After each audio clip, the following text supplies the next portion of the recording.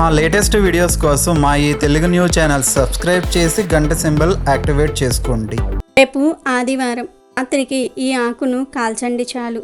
రాత్రికి రాత్రే మీ జీవితం మారిపోతుంది. తెల్లవారేసరికి మీ ఇల్లంతా ధనంతో నిండిపోతుంది. మీరు కుబేరులుగా మారిపోతారు. కాబట్టి ఆదివారం రోజు ఈ ఆకును కాల్చండి. అలా కాల్చటం వలన లక్ష్మీదేవి అనుగ్రహం కలుగుతుంది. మీరు పట్టిందల్లా బంగారం అవుతుంది. కాబట్టి ఆదివారం రోజున ఈ ఆకును కాల్చండి.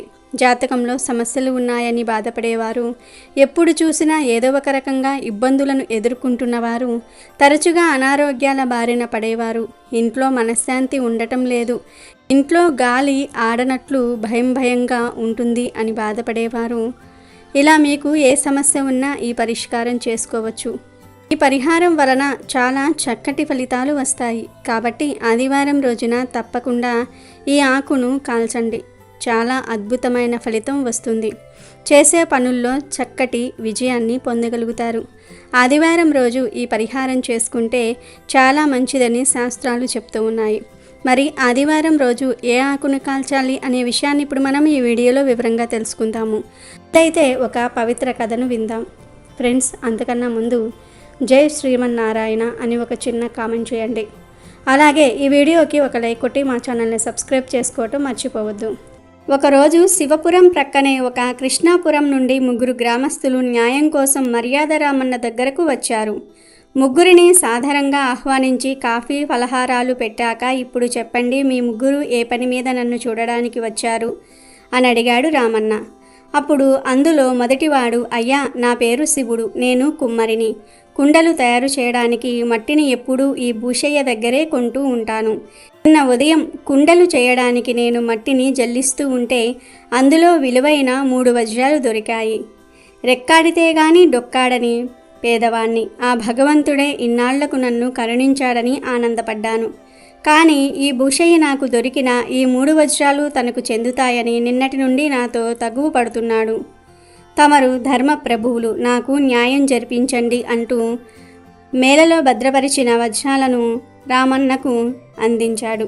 శివుడు చెప్పింది శ్రద్ధగా విన్న రామన్న భూషయ్య వంక చూస్తూ, ఏం భూషయ్య, శివుడు చెప్పింది నిజమేనా అని అడిగాడు. అందుకు భూషయ్య ఈ విధంగా చెప్పాడు, అయ్యా, శివుడు చెప్పింది 100కి 100 పాళ్ళు నిజమే. కానీ శివుడు మీకు ఓ విషయం చెప్పకుండా దాచేశాడు. అదే అసలు కిటుకు. శివుడికి తోలిన మట్టిని ధర్మయ్య పొలం నుండి డబ్బు పెట్టి కొన్నాను. కానీ శివుడు మాత్రం నా దగ్గర అరువుకు తోలించుకున్నాడు. ఆ డబ్బులు నాకింతవరకు ముట్టనే లేదు. తమరే చెప్పండి, శివుడికి వజ్రాలు దొరికిన మట్టికి హక్కుదారుడు శివుడా నేనా? ఆ మట్టిలో దొరికిన సొత్తు హక్కుదారుడిగా శివుడికి చెందటం న్యాయమా, నాకు చెందటం న్యాయమా? తమరు ఏ న్యాయం చెప్పినా తూచా తప్పకుండా పాటిస్తాను అన్నాడు. అప్పుడు రామన్న, దొరికిన సొత్తు హక్కుదారుడికి చెందటమే న్యాయం. ఇప్పుడు మట్టిలో దొరికిన ఈ 3 వజ్రాలకు మీ ఇద్దరిలో నిజమైన హక్కుదారురెవరో తేల్చాలి. ఇదేనా మీ తగువు అని అడిగాడు మర్యాద రామన్న. ఇంతలో 3వ వ్యక్తి ముందుకు వచ్చి ఇలా చెప్పాడు, అయ్యా, వీరిద్దరూ చెప్పింది విని తీర్పు చెప్పకండి. నేను చెప్పేది కూడా పూర్తిగా విన్నాక న్యాయం చెప్పండి. నా పేరు ధర్మయ్య. ఈ భూషయ్యకు మట్టి అమ్మింది నేనే. మట్టికి తగ్గ డబ్బులు భూషయ్య నాకు చెల్లించాడు. కానీ అందులో ఒక తెల్లని నోటు ఉంది. తెల్లని నోటును నాకు అంటగట్టిన భూషయ్య ఆ మట్టికి ఎలా హక్కుదారుడు అవుతాడు? అతని దగ్గర అరువుకు ఆ మట్టిని పోయించుకున్న శివుడు ఎలా హక్కుదారుడు అవుతాడు? కావాలంటే ఈ నోటును పరిశీలించండి అంటూ చిరుగులు పడ్డ ఒక నోటును మర్యాద రామన్నకు అందించాడు. ఆ నోటును అందుకుని పరిశీలించిన రామన్న, నిజమే, ఈ నోటు చెల్లుబాటు కాదు. ధర్మయ్య చెప్పిన దాంట్లో ధర్మం ఆలోచించవలసిందే అన్నాడు. వెంటనే భూషయ్య, అయ్యా, ఈ ధర్మయ్య పేరులోనే కానీ ప్రవర్తనలో ధర్మం లేదు. నేను ఇతని పొలంలో మట్టి కొని 10 రోజులు అయ్యింది. ఈ 10 రోజులలో నాకు 3 సార్లు ఎదురుపడ్డాడు. కానీ ఈ నోటు గురించి ఒక్క మాట కూడా అడగలేదు. ఆ మట్టిలో వజ్రాలు దొరికాయని తెలియగానే ఆశ పుట్టి దుర్బుద్ధితో ఈ పన్నాగం పన్నాడు. చెల్లని ఈ నోటుకు విలువ లేదన్నట్లే ధర్మయ్య మాటలలో ధర్మానికి విలువ లేదు అన్నాడు. వెంటనే శివుడు కల్పించుకుంటూ, అయ్యా, ఆ మట్టిలో వజ్రాలు దొరికాయని తెలియగానే దుర్బుద్ధి పుట్టింది ధర్మయ్యకు మాత్రమే కాదు, ఈ భూషయ్యకు కూడా. నాకు మట్టి అరువుకు తోలేటప్పుడు కుండలు చేసి అమ్మినాక కానీ అతనికి డబ్బులు ముట్టచెప్పనని నేను ఖరాఖండిగా చెప్పాను. అందుకు ఒప్పుకున్నాకే మట్టిని నాకు అరువుకు తోలాడు. ఇప్పుడు డబ్బులు తనకు ముట్టలేదన్న సాకుతో ఈ 3 వజ్రాలు తనవే అనటం దుర్బుద్ధి కాక మరేమిటి అని అడిగాడు. శివుడి మాటలకు ధర్మయ్య కల్పించుకుని, అయ్యా, వీరిద్దరూ తోడు దొంగల్లా కనిపిస్తూ ఉన్నారు. భూషయ్య చెప్పినట్లు మట్టి తోలుకుపోయిన తరువాత అతను నాకు 3 సార్లు ఎదురుపడ్డా నేను నోటు గురించి అడగలేదు. ఎందువల్లనంటే భూషయ్య నాకిచ్చిన డబ్బుల కట్టను అలాగే నేను బీరువాలో భద్రపరిచాను. నిన్న ఉదయమే కుటుంబ ఖర్చుల నిమిత్తము ఆ కట్టను తీస్తే ఈ నోటు బయటపడింది. ఇందులో దుర్బుద్ధి గాని కుట్ర కుతంత్రాలు గాని ఏమీ లేవు అని తనను తాను సమర్థించుకున్నాడు. ముగ్గురి వాదోపవాదాలు ప్రశాంతంగా విన్నాడు రామన్న. ఆ తర్వాత, ఈ వజ్రాలు నా దగ్గర ఉంచి మీ ముగ్గురు తగువు మాని మీ ఊరికి వెళ్ళండి. రేపటి ఉదయం మీ ఊరికి వచ్చి నా తీర్పు చెప్తాను అని చెప్తాడు. ముగ్గురు మర్యాద రామన్నకు నమస్కరించి వెళ్ళిపోయారు. ఈ తగవంతా విన్న రామన్న మిత్రుడు సీతయ్య, మిత్రమా, సమస్య జటిలమైనదే, ఎలా పరిష్కరిస్తావు అని సందేహం వెళ్ళబుచ్చాడు. ఈ తగువంతా నువ్వనుకునే అంత జటిలమైతే ఏం కాదు. మనిషిలో ఉండే ఆశకు, స్వార్థానికి, మోసపీరిత మనస్తత్వానికి చక్కని ఉదాహరణ చూస్తూ ఉండు. రేపు ఉదయానికల్లా ఈ 3 వజ్రాలకు అసలైన సొంతదారుణ్ణి నిర్ణయించి మిగిలిన 2 వాళ్ల తప్పును ఒప్పిస్తాను అని చిరునవ్వుతో మిత్రుడికి చెప్తాడు రామన్న. ఆ రాత్రి రామన్న కృష్ణాపురం వెళ్ళి ముందుగా ధర్మయ్యను కలుసుకున్నాడు. తమలాంటి వారు మా ఇంటికి రావటం ఆశ్చర్యంగానూ సంతోషంగానూ ఉంది అంటూ రామన్నను సాదరంగా ఆహ్వానించాడు ధర్మన్న. అప్పుడు రామన్న, ధర్మన్న, అనవసరమైన హడావడి చేసి నేను వచ్చినట్లుగా 10 మందికి తెలియజేసేటట్లుగా చేయకు. నేను నిన్ను కలుసుకునేందుకు రహస్యంగా వచ్చాను అన్నాడు. అలాగా, అయితే రండి అంటూ రామన్నను మేడ మీద గదిలోనికి తీసుకుపోయి తలుపులు మూసి, అయ్యా, తమరు వచ్చిన కారణం చెప్పండి అని అడిగాడు ధర్మయ్య. ధర్మయ్య, ముసుగులో గుద్దులాట ఎందుకు? విషయం సూటిగా చెప్తాను విను. ఆ నోటు భూషయ్య ఇచ్చింది కాదన్న విషయం నీకు తెలుసు, నాకు తెలుసు. ఆ 3 వజ్రాలు కొట్టేయడానికి నువ్వు వేసిన ఎత్తుకు నాకే మతిపోయింది. రేపు నీ పక్షాన తీర్పు చెప్తాను. మరి నాకేమిస్తావు అని అడిగాడు రామన్న. అప్పుడు ధర్మన్న, అయ్యా, మీరు చెప్పింది అక్షరాలా నిజం. ఉదయం నుంచి మీరు ఎవరి పక్షాన తీర్పు చెప్తారా అని సతమతమైపోతూ ఉన్నాను. కలిసొచ్చే కాలానికి నడిసొచ్చే కొడుకున్నట్లు తీర్పే నా ఇంటికి నడిచొచ్చింది. మీ రుణం నేనుంచుకోను. మీరు తీర్పు నా పక్షాన చెప్పినట్లయితే ఆ 3 వజ్రాలలో 1 వజ్రం తమకు సమర్పించుకోవడానికి నాకేం అభ్యంతరం లేదు అని చెప్పాడు. సంతోషం ధర్మయ్య, కానీ 2 తెలివైన వాళ్ళు ఏదైనా ఒప్పందం చేసుకుంటే అది నోటి మాటల్లో కాక రాతలలో ఉండాలంటారు. నీ తెలివితేటలు ఇవాళ ఉదయం చూశాను కదా, అందుకే మనిద్దరి ఒప్పందాన్ని ఒక పత్రం మీద రాసుకుందాం అన్నాడు రామన్న. ఒక్క క్షణం ఆలోచించాడు ధర్మయ్య. పత్రం రాసిన తర్వాత తను రామన్న వాటా ఎగ్గొట్టినా అతనేం చేయలేడు. తన ఊళ్ళోనే కాక చుట్టుప్రక్కల 16 ఊళ్ళల్లోనూ అతను సరైన న్యాయం చెప్తాడని పేరుంది. పత్రం బయటపడితే తనకంటే అతనికే నష్టం అని మనసులో ఆలోచించుకుని రామన్న కోరిన విధంగా పత్రం రాసి అందించాడు. ఆ తరువాత భూషయ్యను కలుసుకున్నాడు రామన్న. అయ్యా, ఇది కళ నిజమా? తమ వంటి వారు ఇంత రాత్రివేళ మా ఇంటికి రావటం నా ఇల్లు పావనమయ్యింది అంటూ సాదరంగా ఆహ్వానించాడు భూషయ్య. అప్పుడు రామన్న అతనితో, భూషయ్య, సిరి ఎంతటి వ్యక్తినైనా తన దగ్గరకు నడిపించుకొస్తుంది. నేను వచ్చిన విషయం సూటిగా చెప్తాను విను. 3 వజ్రాల విషయంలో ఏం తీర్పు చెప్పాలా అని ఎంతోసేపు ఆలోచించాను. న్యాయం ధర్మయ్య పక్షం ఉందనిపించింది. అందుకే ధర్మయ్యను కలుద్దాం అని బయలుదేరాను. కానీ దారిలో నా మనసు మారి నీ దగ్గరకు వచ్చాను. రేపు మీ పంచాయతీలో తీర్పు నీ పక్షం చెప్తాను. ఇందుకు కృతజ్ఞతగా నువ్వు నాకేమిస్తావు అని అడిగాడు. అప్పుడు భూషయ్య, అయ్యా, మీ అభిమానానికి కృతజ్ఞతగా ఆ 3 వజ్రాలలో 1 వజ్రం ఇచ్చుకుంటాను. అంతకు మించి వేరే ఏదన్నా ఇచ్చుకునే అంత ధనవంతుణ్ణి కాదు నేను అన్నాడు. భలేవాడివి భూషయ్య, రోగి కోరింది వైద్యుడు ఇచ్చాడంట. నాకు కావాల్సింది అదే. కాకపోతే మన ఒప్పందం నోటి మాటల్లో కాకుండా ఓ పత్రం రాసుకుందాం. అప్పుడు మనలో ఎవ్వరు మాట తప్పినా ఆ పత్రం సాక్ష్యంగా ఉంటుంది అన్నాడు రామన్న. పత్రం అనగానే ఒక క్షణం ఆలోచనలో పడ్డాడు భూషయ్య. ధర్మయ్య ఆలోచించినట్లే భూషయ్య కూడా ఆలోచించాడు. పత్రం రాయటం వల్ల తనకు వచ్చిన నష్టం ఏమీ లేదు.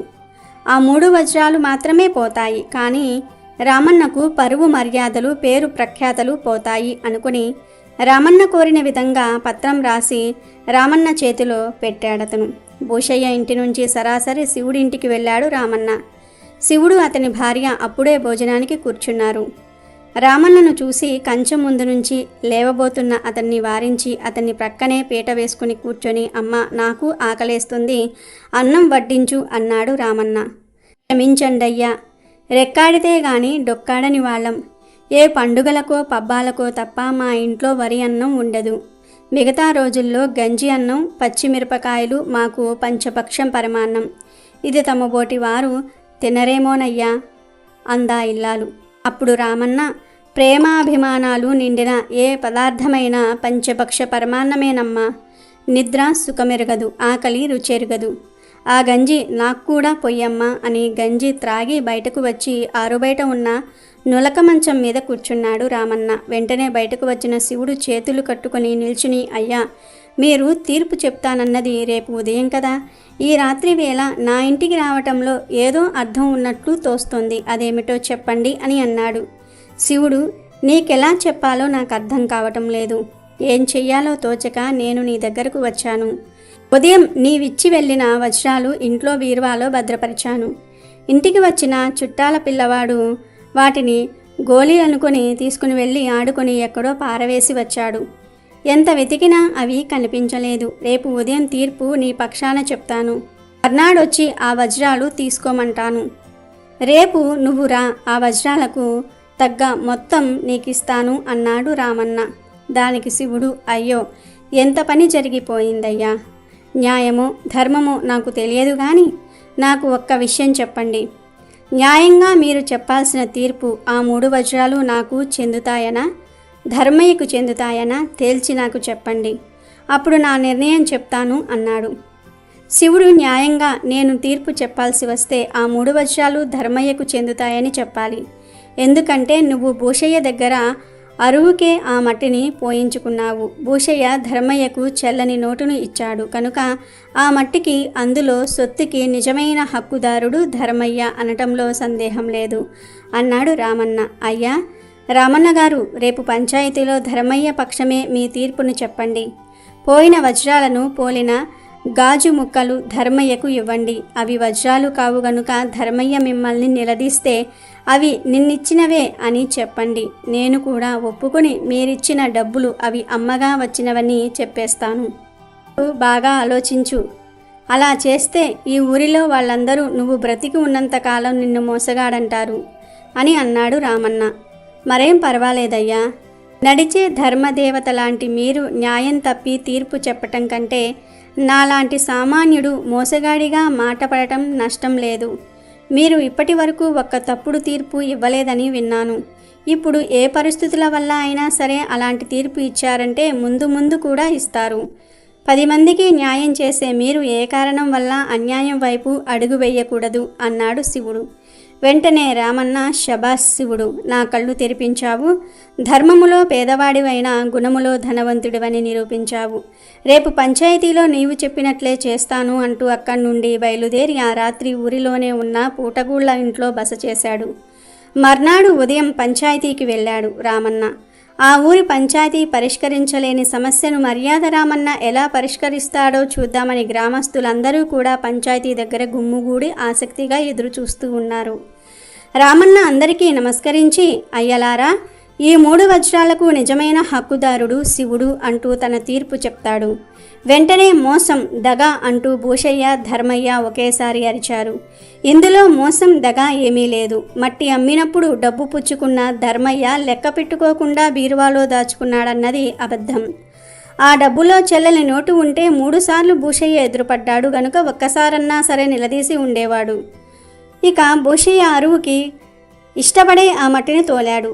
ఆ మట్టితో కుండలు ఏ కారణం చేతనైనా పగిలిపోయినా, పనికి రాకుండా పోయినా అతనికి ఎలా సంబంధం ఉండదో, మట్టిలో దొరికిన సొత్తుతో కూడా వీళ్ళిద్దరికీ సంబంధం ఉండదు. వీళ్ళు ఆ 3 వజ్రాలు కాజేయడానికి శివుడితో తగువు పెట్టుకున్నారనడానికి నా దగ్గర తిరిగిలేని మరో సాక్ష్యం ఉంది అంటూ రాత్రి భూషయ్య ధర్మయ్య తనకు రాసిచ్చిన పత్రాలను పంచాయతీ పెద్దలకు అందించాడు. ఆ పత్రాలను చూసిన పెద్దలు భూషయ్యను ధర్మయ్యను చీకొట్టారు. దాంతో వాళ్ళు పశ్చాత్తాపడి తాము దుర్బుద్ధితోనే శివుడితో తగులాడామని అందరి ముందు ఒప్పుకున్నారు. పంచాయతీ పెద్దల చేతి మీదుగా శివుడికి 3 వజ్రాలను అందిస్తూ శివుడు అవి గాజురాళ్ళు కాదు, నిజంగా వజ్రాలు, జాగ్రత్త సుమి అంటూ చమత్కరించాడు రామన్న. ఒక వీడియోలోకి వెళ్లే ముందు ఫ్రెండ్స్, మీరు ఇప్పటి వరకు ఈ వీడియోని లైక్ చేయకపోతే వెంటనే లైక్ చేయండి. అలాగే మా ఛానల్ని కూడా సబ్స్క్రైబ్ చేసుకుని మాకు సపోర్ట్ చేయండి. ఇక ఆ విషయంలోనికి వస్తే ఈ ఆదివారం చాలా శక్తివంతమైనది, ఎంతో పవిత్రమైనది. ఈరోజు ఎటువంటి పరిహారాలు చేసినా అద్భుత ఫలితాలు వస్తాయి. ఈ ఆదివారం రోజు ఒక ప్రత్యేకమైన ఆకును కాలిస్తే మీ జాతకం మారిపోతుంది అని శాస్త్రాలు చెప్తూ ఉన్నాయి. మరి ఆ ఆకు ఏమిటి అంటే వేపాకు. అవును, ఈ ఆదివారం రోజు చక్కగా గుప్పెడు వేప ఆకులను తెచ్చుకోండి. ఉదయమే వేప ఆకులను తెచ్చుకొని ఎండలో బాగా ఎండబెట్టండి. బాగా ఎండ పడే చోట పెట్టి వదిలివేయండి. వేప ఆకులతోనే ఈ పరిహారం ఎందుకు చేయాలి అంటే, వేపాకు అంటే త్రిమాతలకు ఇష్టం. లక్ష్మీదేవి, దుర్గాదేవి, సరస్వతీదేవి వీరు ముగ్గురికి కూడా వేప ఆకులంటే ఇష్టం. వేప ఆకులకు మన సమస్యలను, కష్టాలను తొలగించే అద్భుత శక్తులు ఉన్నాయి. అంతేకాదు వేప ఆకులకు జాతక దోషాలను తొలగించగలిగే అతీత శక్తులు కూడా ఉన్నాయి గనుక పగలంతా వేప ఆకులను ఎండబెట్టండి. మళ్ళీ ఈరోజు సాయంత్రం ఈ ఆకులను తీసి ఒక గిన్నెలో వేయండి. ధూపం గిన్నె ఉంటే దానిలో ఈ వేప ఆకులను లైట్గా నలిపి వేయండి. చీకటి పడిన తర్వాత అంటే 6 దాటిన తర్వాత ఈ వేప ఆకులను గిన్నెలో వేశారు కదా, గిన్నెలోనే కొంచెం సాంబ్రాణి పొడి కానీ గుగ్గులం పొడి కానీ వేయండి. మీ దగ్గర ఏ పొడి ఉంటే ఆ పొడి వేయండి. చివరిలో కొంచెం అనగా చిటికెడు పచ్చ కర్పూరం పొడిని కూడా గిన్నెలో వేయండి. ఆ తర్వాత అగ్గిపుల్ల సాయంతో వీటన్నిటిని కూడా వెలిగించండి. అలా వెలిగించినప్పుడు పొగ వస్తుంది కదా, ఆ పొగను ఇల్లంతా చూపించండి. బాత్రూంతో సహా అన్ని గదుల్లోనూ ఈ పొగను చూపించండి. ముందు పూజ గదిలో, కిచెన్లో, హాల్లో ఇలా గదులన్నిటిలో కూడా చూపించిన తర్వాత ఆఖరిలో బాత్రూంలో ఈ పొగను చూపించండి. అలా వేప ఆకును కాల్చి ఆ పొగను ఇంట్లో చూపించటం వలన మీ ఇంట్లో ఉన్న చెడంతా కూడా పోతుంది, దరిద్రం వదిలిపోతుంది. మిమ్మల్ని ఏ దుష్టశక్తి అయితే కష్టాలకు గురి చేస్తుందో ఆ దుష్టశక్తి కూడా పోతుంది. రాత్రికి రాత్రే నెగిటివ్ ఎనర్జీ అంతా కూడా పోతుంది. తెల్లారేసరికల్లా మీ ఇల్లు పాజిటివ్ ఎనర్జీ అనే ఐశ్వర్యంతో నిండిపోతుంది. ఇక లక్ష్మీదేవి మీ ఇంట్లో అడుగుపెట్టి సకల ఐశ్వర్యాలను ఇస్తుంది. ఈ పరిహారాన్ని ఈ ఒక్క ఆదివారం చేసి వదిలివేయకుండా 3 లేదా 5 లేదా 7 లేదా 9 ఆదివారాల పాటు చేస్తే మరిన్ని అద్భుత ఫలితాలు వస్తాయి, మనశ్శాంతి లభిస్తుంది.